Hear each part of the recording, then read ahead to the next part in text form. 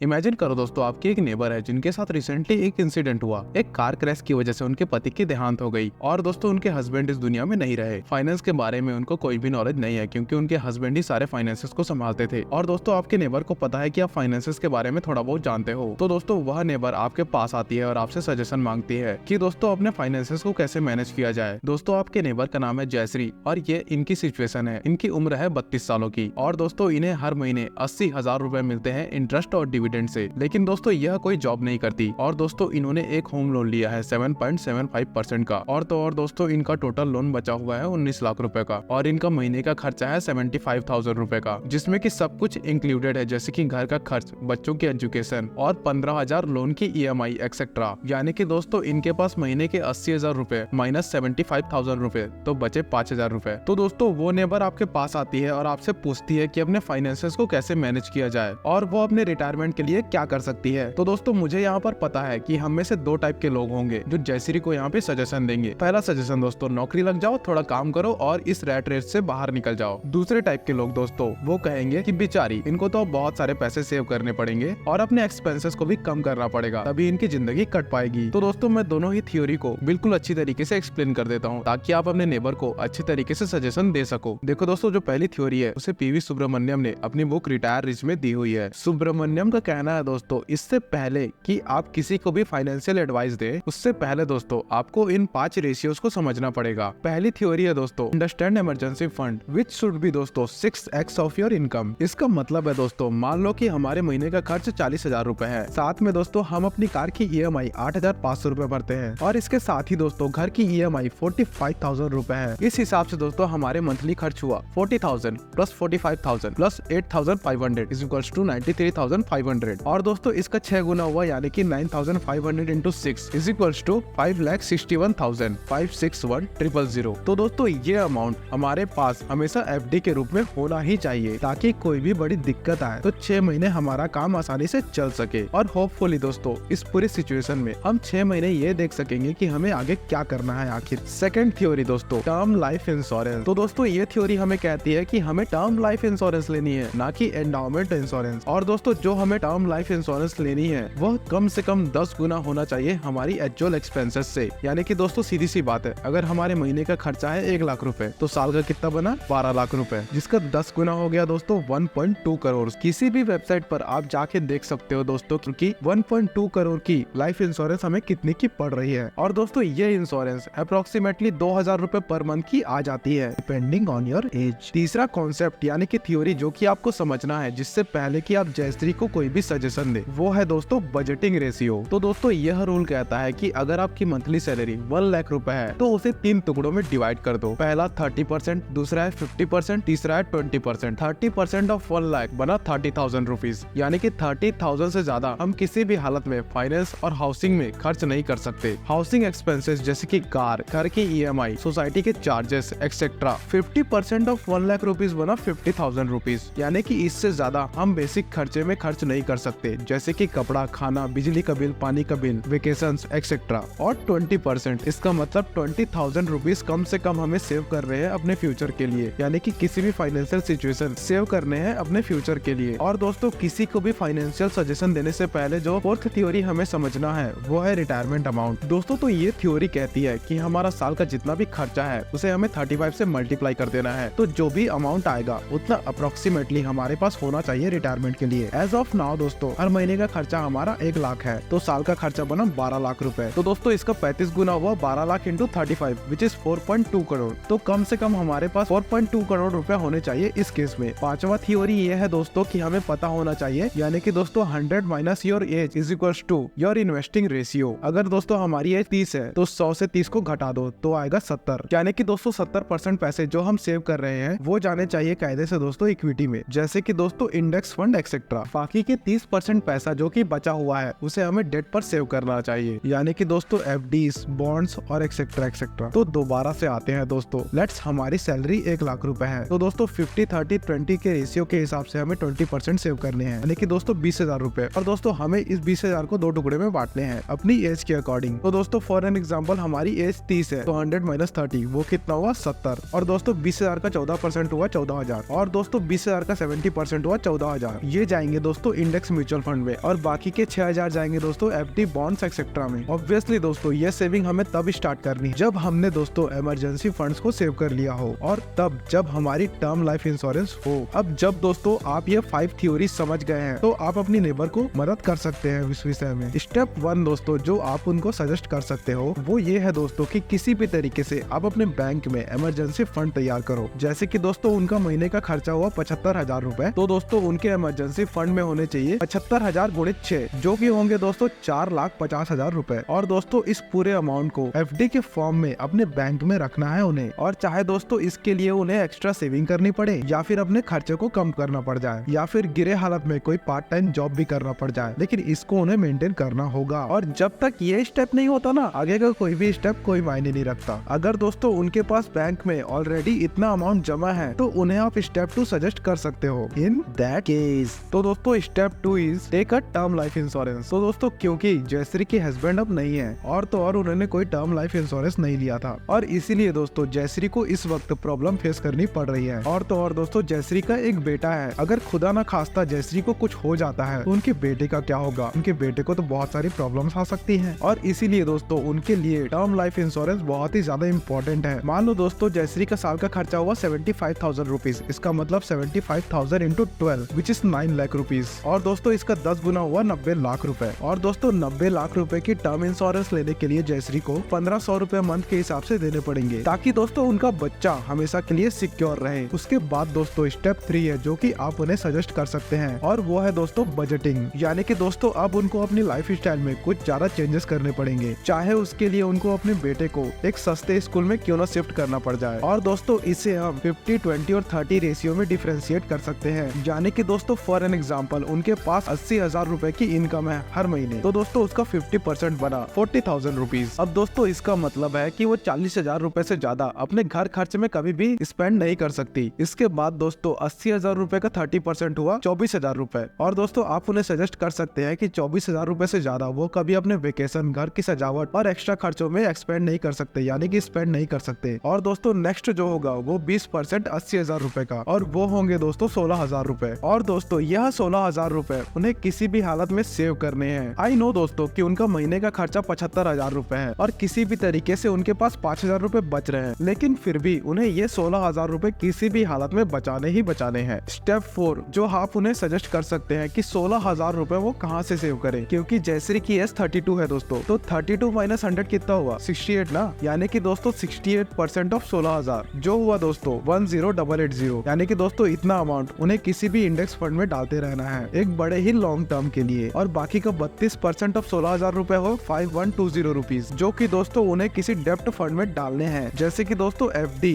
या फिर high grade bond etcetera etcetera. Well done मेरे भाई, आपने अभी तक जयश्री को बहुत अच्छा प्लान दिया है अपने फ्यूचर के लिए, यानी कि उसके फ्यूचर के लिए। लेकिन दोस्तों तुम्हारा प्लान अभी इनकम्प्लीट है जब तक आप उनके रिटायरमेंट के लिए कुछ सजेशन नहीं देते। और दोस्तों यही है स्टेप 5। जयश्री का मंथली एक्सपेंसेस कितना है 75,000 ना, इसका मतलब है दोस्तों जो साल का खर्चा है वो होगा 75,000 इंटू 12 जो होगा 9 लाख रुपीज। इसको अगर हम 35 से मल्टीप्लाई कर देंगे तो ये होगा 3.15 करोड़ रुपए। और दोस्तों ये जो 3.15 करोड़ रुपीज है उसको वो एक साल में तो जोड़ नहीं पाएगी, तो दोस्तों इसके लिए आप उन्हें SIP सजेस्ट कर सकते हैं, यानी कि दोस्तों छोटे छोटे अमाउंट जोड़ के वो इतना अमाउंट तक पहुंच सकती है। और तो और दोस्तों कंपाउंडिंग का उन्हें फायदा भी मिल जाए, तो दोस्तों वो अप्रोक्सीमेटली 10,000 रुपए सेव करती है SIP के तौर पर 28 सालों के लिए। 28 साल हमने ये सोच के लिया है कि वो 60 की उम्र में रिटायर हो जाएंगी, तो दोस्तों अभी उनकी एज है 32, तो 60 माइनस 32 यानी कि 28। और अगर दोस्तों इस 10,000 की SIP में उन्हें 13% का इंटरेस्ट रेट मिल जाता है, और दोस्तों अगर उन्हें इस 10,000 की SIP पे अगर उन्हें 13% का CAGR मिलता है, तो दोस्तों उनका ये अमाउंट 3.15 करोड़ रुपए अचीव हो सकता है इन दिस केस। अब दोस्तों यह रिकमेंडेशन आपने तो दे दी, लेकिन इसमें दो बात है, एक गुड न्यूज और एक बैड न्यूज, यानी कि एक अच्छी बात और एक बुरी बात। अच्छी बात तो ये है दोस्तों कि हर महीने जयश्री 10,880 रुपए इंडेक्स फंड में इन्वेस्ट कर रही है, यानी कि सेव कर रही है आपकी उस स्टेप 3 की कैलकुलेशन के हिसाब से, जिससे कि दोस्तों वह अपना 3.3 करोड़ रुपए का टोटल अमाउंट 60 इयर्स में अचीव कर लेगी। लेकिन इसी स्टेप की कैलकुलेशन के हिसाब से जैसे जैसे जयश्री की एज बढ़ती जाएगी उन्हें दोस्तों इक्विटी में अपना एक्सपोजर कम करना पड़ेगा। अगर दोस्तों उनकी एज अभी 35 हो जाती है दोस्तों अभी के स्टेप 4 के अकॉर्डिंग 100 माइनस 35 होगा 65% SIP, तो दोस्तों उनको SIP का 65% अमाउंट अमाउंट तो सेव करना ही पड़ेगा। ऑफ सेविंग अकाउंट दोस्तों पहले ही क्लियर कर देता हूँ। हमारे सजेशन में सबसे बड़ा फ्लो ये है दोस्तों कि हमने इन्फ्लेशन के बारे में सोचा ही नहीं है। अगर दोस्तों फॉर एन एग्जांपल हम इन्फ्लेशन 6% का मान लेते हैं तो 3.15 करोड़ रुपए उन्हें तो अभी चाहिए थे। तो दोस्तों इसी अमाउंट का इक्विवेलेंट जब वो 60 साल की हो जाएंगी तो दोस्तों वो अमाउंट बनेगा 18.5 करोड़ रुपीज, जिसके लिए दोस्तों उन्हें अभी से मंथली SIP करनी पड़ेगी 55,000 रुपयों की। और दोस्तों यह 18.5 करोड़ जो बनाने के लिए उन्हें SIP का अमाउंट चाहिए, वो अमाउंट तो दोस्तों उनके पास है ही नहीं। तो दोस्तों अब मैं आपसे एक सवाल करूंगा कि आप उन्हें सच्चाई बताओगे या नहीं। देखो दोस्तों मेरे हिसाब से सच्चाई बताना बहुत जरूरी होगा, क्योंकि मैथ्स तो झूठ बोलता नहीं है कि उन्हें अपनी इनकम इंक्रीज करनी पड़ेगी अब, या फिर दोस्तों उनको अपना जो रिटायरमेंट एज है उसको आगे बढ़ाना पड़ेगा।